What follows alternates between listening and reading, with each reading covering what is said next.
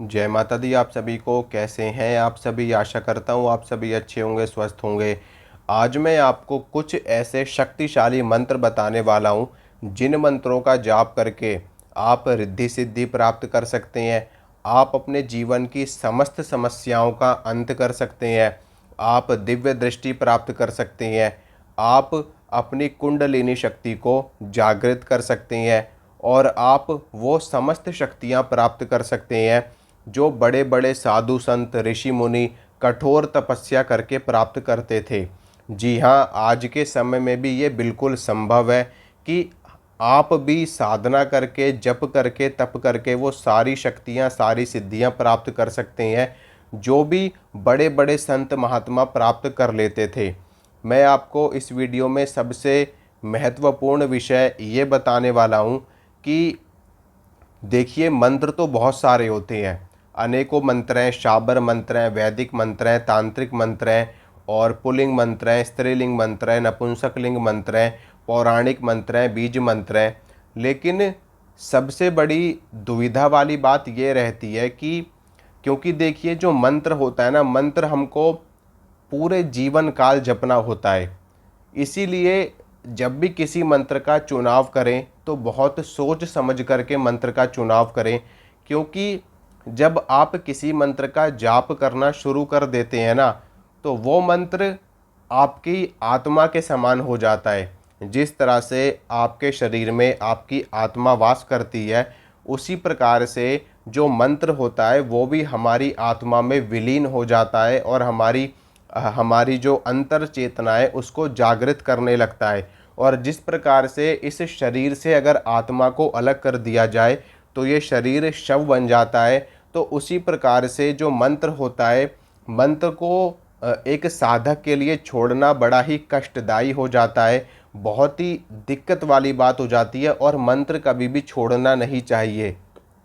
एक बार अगर आप किसी भी मंत्र का जाप करना शुरू कर दें तो उस मंत्र का जाप जीवन भर करना चाहिए और उस मंत्र को कभी भी छोड़ना नहीं चाहिए। क्यों नहीं छोड़ना चाहिए? क्योंकि लोगों के मन में ऐसी धारणाएं बन चुकी है कि आज ये साधना कर लो, आज वो साधना कर लो, आज कोई तीसरी साधना कर लो, परसों कोई चौथी साधना कर लो। इस तरीके से साधना करने पर आपको जो मूल शक्ति है, जो आपका मुख्य लक्ष्य है, वो कभी भी आपको प्राप्त नहीं होता, बल्कि आपके मन में हमेशा भटकाव बना रहता है। देखिए, अगर आप किसी सच्चे संत को खोजते हैं कभी भी अपने जीवन में, तो आप हमेशा उनके मुंह से एक ही बात सुनेंगे कि बेटा, आप अपने इष्ट देव की साधना करिए, अपने इष्ट देव की भक्ति करिए और अपने इष्ट देव के मंत्र का जाप करिए। उससे बढ़कर कुछ भी नहीं है। वो आपको ये सारी चीज़ें नहीं बताएंगे कि आप ये साधना कर लो, आप वो साधना कर लो, आप वो साधना कर लो, आप यक्षिणी साधना कर लो, आप देवी की कर लो, आप देवता की कर लो, आप भूत की कर लो, पिशाच की कर लो। जो सच्चा संत होगा, सच्चा भगत होगा, वो हमेशा आपको आपके इष्ट की ओर लेकर के जाएगा, आपको भक्ति की ओर लेकर के जाएगा। और वास्तव में जो मुख्य लक्ष्य एक साधक का, एक भक्त का, एक आम व्यक्ति का होना चाहिए, ईश्वर प्राप्ति। तो ईश्वर प्राप्ति की ओर जो संत आपको अग्रसर करें, जो आपको प्रेरित करें, सच्चे संत, सच्चे साधक वही होते हैं। तो आज की इस वीडियो में मैं आपको कुछ ऐसे मंत्र बताऊंगा जिन मंत्रों का जाप करके आप जो चाहें वो प्राप्त कर सकते हैं। आप दिव्य दृष्टि भी प्राप्त कर सकते हैं, आप अपने तीसरे नेत्र को खोल सकते हैं।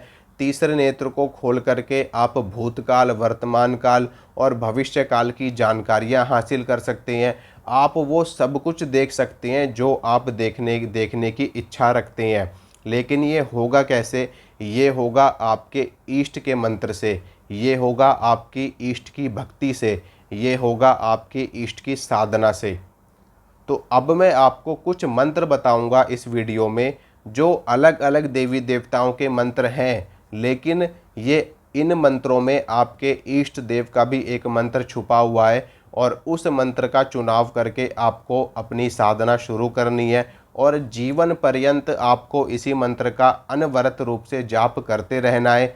चाहे आप किसी भी अवस्था में हो, कैसे भी हो, शुद्ध हो अशुद्ध हो, पवित्र हो अपवित्र हो, बस आपको अपने इष्ट के मंत्र का जाप करते रहना है। क्योंकि हमारे शास्त्रों में भी ऐसा कहा गया है, जपात सिद्धि जपात सिद्धि जपात सिद्धि न संशयः। लगातार एक ही मंत्र का जाप करते रहने से वो मंत्र सिद्ध हो जाता है, इष्ट देव की कृपा हो जाती है, इष्ट सिद्धि प्राप्त हो जाती है। और जिसको इष्ट की कृपा प्राप्त हो गई, इष्ट की सिद्धि हो गई, वो व्यक्ति अपने जीवन काल में सब कुछ प्राप्त कर लेता है। क्योंकि अगर हम बात करें ईश्वर की, परमात्मा की, परमेश्वर की, तो जो सबसे मूल शक्ति है, जो इस पूरे ब्रह्मांड को चला रही है, इस पूरी सृष्टि को चला रही है, वो ही शक्ति अलग अलग देवी देवताओं का स्वरूप लेकर के धरती पर अवतरित हुई है, या फिर देवताओं के रूप में अवतरित हुई है वो ही शक्ति। और वो ही शक्ति अलग अलग देवी देवताओं का स्वरूप लेकर के सबका कल्याण करती है। और वो ही परमेश्वर की शक्ति, वो ही ईश्वर की शक्ति, वो ही आदि शक्ति कभी विष्णु का रूप लेकर के जगत का पालन करती है, कभी शिव का रूप लेकर के संहार का कार्य करती है, तो कभी ब्रह्मा का रूप लेकर के सृष्टि का निर्माण करती है। तो मूल में तो वही शक्ति काम कर रही है। जिस तरीके से जितनी भी नदियाँ हैं, वो सारी नदियाँ सागर में जा कर के मिलती हैं, और सागर क्या है, समुद्र क्या है, मूल है। इसी प्रकार से समस्त देवी देवताओं की अगर आप साधना करते हैं, आराधना करते हैं, तो आप वहीं मूल में जा कर के पहुँचते हैं, जहाँ से समस्त देवी देवता, समस्त ब्रह्मांड, सारी सृष्टि उत्पन्न हुई है। तो यहाँ पर आपको कन्फ्यूज़ होने की ज़रूरत नहीं है, मैं आपको कन्फ्यूज़ नहीं करना चाहता। मैं आपको ये बताना चाहता हूँ कि आपको अलग अलग साधनाओं में नहीं भटकना है, आपको केवल एक ही साधना करनी है, और वो साधना है आपके इष्ट देव की।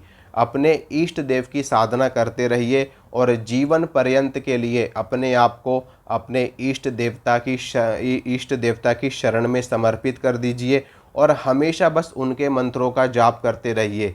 और फालतू की चीज़ों के चक्कर में, फालतू की जो हम कह सकते हैं कि चीज़ों के चक्कर में ना पड़िए, कि हमको धन मिल जाए, हमको शत्रु नाश मिल जाए, हमारा वशीकरण हो जाए, हमको ये सिद्धि मिल जाए, हमको वो सिद्धि मिल जाए। नहीं, ये सारी चीज़ें माया का स्वरूप है, और ये सारी चीज़ें एक साधक को, एक सच्चे भक्त को भ्रमित करने के लिए आई है। इसलिए सारे भ्रम को तोड़ दीजिए, और बस सिर्फ और सिर्फ अपने इष्ट देवता के चरण पकड़ लीजिए, और उनकी सेवा में रह करके उनकी सेवा कीजिए, और अनवरत रूप से उनके मंत्रों का जाप करते रहिए। मैं आपको 100% नहीं, 200% नहीं, 1000% की गारंटी दे रहा हूँ कि आपके जीवन में किसी भी चीज़ की कमी नहीं आएगी। आपके शत्रु होंगे तो शत्रु आपके ख़त्म हो जाएंगे, आपके जीवन में धन की कमी होगी तो आपको धन की प्राप्ति हो जाएगी, आपके जीवन में मैं ये कह सकता हूँ कि पारिवारिक कलेश होगा तो पारिवारिक कलेश खत्म हो जाएगा। जीवन में कुछ भी, किसी भी चीज़ की कमी आपके नहीं रह जाएगी। बस आपको अपने इष्ट देवता की शरण नहीं छोड़नी है, हमेशा उनकी शरण में रहना है, और उनकी कृपा से समस्त कार्य आपके सिद्ध हो जाएंगे।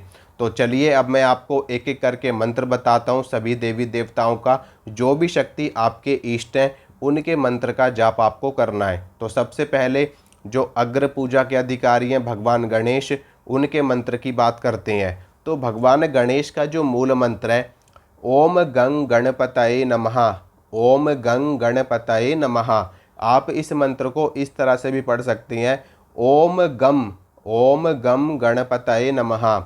दोनों में से किसी भी तरीके से आप मंत्र का पाठ, मंत्र का जाप कर सकते हैं। अब मैं आपको बात करता हूँ माँ दुर्गा के मंत्र की। तो माँ दुर्गा के वैसे तो अगर हम मूल मंत्र की बात करें तो नवारण मंत्र सबसे मूल है, सबसे श्रेष्ठ है, और श्रीमद् देवी भागवत महापुराण में भी इसी मंत्र के बारे में जानकारी दी गई है। तो नवारण मंत्र की बात करते हैं, ओम ऐं ह्रीं क्लीं चामुंडाय विच्चे, या फिर ओम ऐं ह्रीं क्लीं चामुंडाय विच्चे। ये माँ दुर्गा का मंत्र है। माँ काली का मंत्र भी यही है, माता शीतला का मंत्र भी यही है, माता सरस्वती का मंत्र भी यही है। समस्त देवियाँ, जितनी भी देवियाँ हैं, सारी देवियाँ इसी मंत्र के अंतर्गत आ जाती हैं।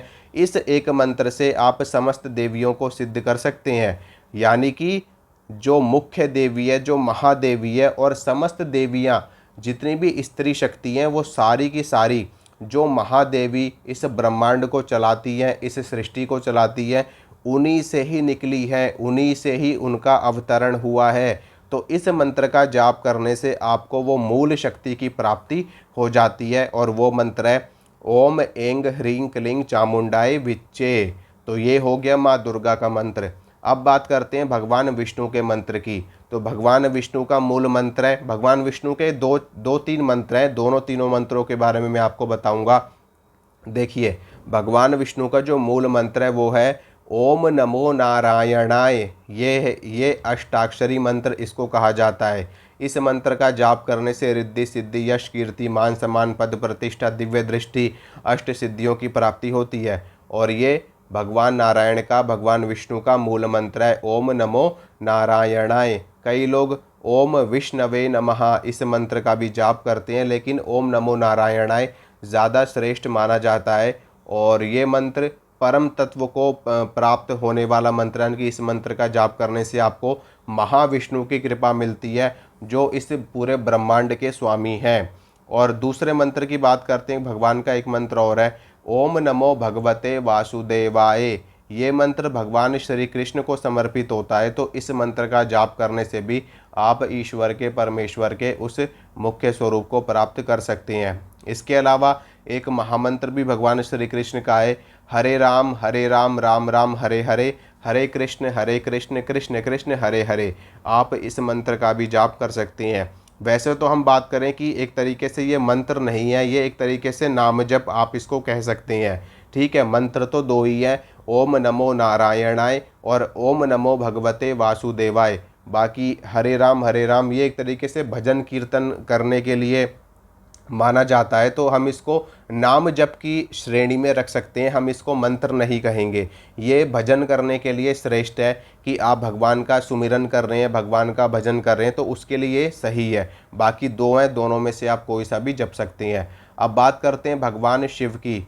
ओम नमः शिवाय ये महामंत्र है भगवान शिव का। इस मंत्र से भगवान शिव के सारे स्वरूप जागृत हो जाते हैं। अलग अलग रूपों की कृपा प्राप्त करने की जरूरत आपको नहीं होती है। भगवान शिव के कितने रूप है? भगवान शिव के अनेकों रूप हैं। हनुमान जी भी भगवान शिव का ही रूप हैं, भैरव जी भी भगवान शिव का ही रूप हैं, अघोर, वामदेव और जितने भी भगवान शिव के 12 ज्योतिर्लिंग है वो सभी स्वरूप जागृत हो जाते हैं भगवान शिव के इस महामंत्र का जाप करने से। ओम नमः शिवाय।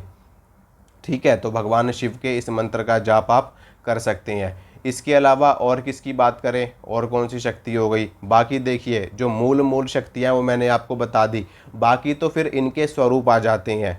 तो उनके स्वरूप के भी अगर आप मंत्र का जाप करेंगे तो भी आप उसी परमेश्वर को ही पाएंगे, उसी मुख्य शक्ति को, उसी मेन शक्ति को आप पाएंगे। राम जी भगवान विष्णु का ही स्वरूप है। ठीक है, और भगवान श्री कृष्ण भी भगवान विष्णु का ही स्वरूप है। और इसके अलावा चलिए, राम जी का मंत्र अगर आपको जपना है तो ओम राम रामाय नमः या फिर ओम रांग रामाय नमः, ये भगवान श्री राम का मूल मंत्र है। तो इसका भी आप जाप कर सकते हैं। बाकी मैंने सभी आपको बता दिया। बाकी तो नवग्रह हैं, सूर्य, पृथ्वी, आकाश, जल। वैसे तो भगवान सूर्य को सूर्य नारायण की श्रेणी में रखा जाता है, लेकिन फिर भी ये नारायण का ही एक अलग भिन्न स्वरूप आप मान सकते हैं, जो सारे संसार को प्रकाश दे रहे हैं, सारे संसार को ऊर्जा प्रदान कर रहे हैं। तो नवग्रह में जो मुख्य ग्रह माना जाता है, यानी कि समस्त ग्रहों के राजा भगवान सूर्य को कहा जाता है, और इनको सूर्य नारायण भी कहा जाता है। तो वो भगवान सूर्य नारायण का मंत्र कौन सा है? ओम घृणी सूर्याय नमः, ओम ह्रीं सूर्याय नमः, ओम भास्कराय नमः, ओम दिवाकराय नमः। इस तरीके से भी आप जप सकते हैं, लेकिन भगवान सूर्य की आराधना आपको अलग से करने की आवश्यकता नहीं है। अगर आप उनको एक लोटा जल सुबह सुबह स्नान करके दे देते हैं तो उसी से वो प्रसन्न हो जाते हैं। बाकी जो मुख्य देवी देवता मैंने आपको बता दिए, भगवान गणेश, माँ दुर्गा, ठीक है, भगवान शिव और भगवान विष्णु, ये मुख्य हैं, और बाकी सभी के सभी इनके अवतार हैं। तो जब आप इनके मंत्र का जाप करते हैं तो आप ये मत सोचना कि हम मंत्र जाप कर रहे तो हमको कुछ अनुभव नहीं हो रहा। आजकल लोगों के बीच में सबसे ज़्यादा जो दिक्कत वाली बात है वो अनुभव को लेकर के। लोगों को अनुभव चाहिए, लोगों को ईश्वर नहीं चाहिए, लोगों को अनुभव चाहिए। और अगर ईश्वर आ गए सामने तो लोगों की हालत ख़राब हो जाती है, लोग डर के मारा भाग जाते हैं कि भगवान हमारे सामने प्रकट हो गए, अरे ये क्या हो गया। तो अनुभव के चक्कर में मत रहिए। आप ये देखिए कि आप जिस महाशक्ति के मंत्र का जाप कर रहे हैं, क्या वो शक्ति इतनी जल्दी आपसे प्रसन्न हो जाएगी? आप ये सोचिए, जो साधु संत महात्मा थे, 12-12 साल जप करते थे, तप करते थे, एक एक पैर पे खड़े होकर के तपस्या कर रहे हैं, अन्न जल का त्याग करके। उनके सामने भी भगवान जब आते थे तो 12-12 साल लग जाते थे उनको तप करने में, ठीक है, तब जा कर के उनको भगवान का साक्षात्कार होता था। प्रहलाद जी ने कितनी भक्ति करी भगवान विष्णु की, ठीक है। और इसके अलावा और अनेकों भक्त, अनेकों संत महात्मा हैं जिनको ईश्वर की कृपा प्राप्त होने में कितना समय लगा, अनेकों अनेकों वर्षों का समय लगा। तो आप सोचिए कि आप अपने घर में बैठ करके माला कर रहे हो, 11 माला 21 माला, तो क्या उससे भगवान आ जाएंगे? नहीं आएंगे। तो इसमें आपको सबसे ज़्यादा ज़रूरी चीज़ है वो है आपको धैर्य रखना है। अगर आप धैर्य नहीं रखेंगे तो आपके ऊपर कृपा नहीं होगी। इसलिए धैर्य रखिए, अपने मन को भटकने मत दीजिए, अपने इष्ट के प्रति समर्पित रहिए, उनकी शरण में रहिए, और आप देखेंगे कि कैसे आपके जीवन में चमत्कार घटित हो जाता है। ठीक है, तो आशा करता हूँ दोस्तों जो जानकारी मैंने आपको दी आपको अच्छी लगी होगी, पसंद आई होगी। इसी तरह की जानकारी मैं आपको देता रहता हूँ। मिलूँगा आप सभी से अगली वीडियो में। जय माता रानी की।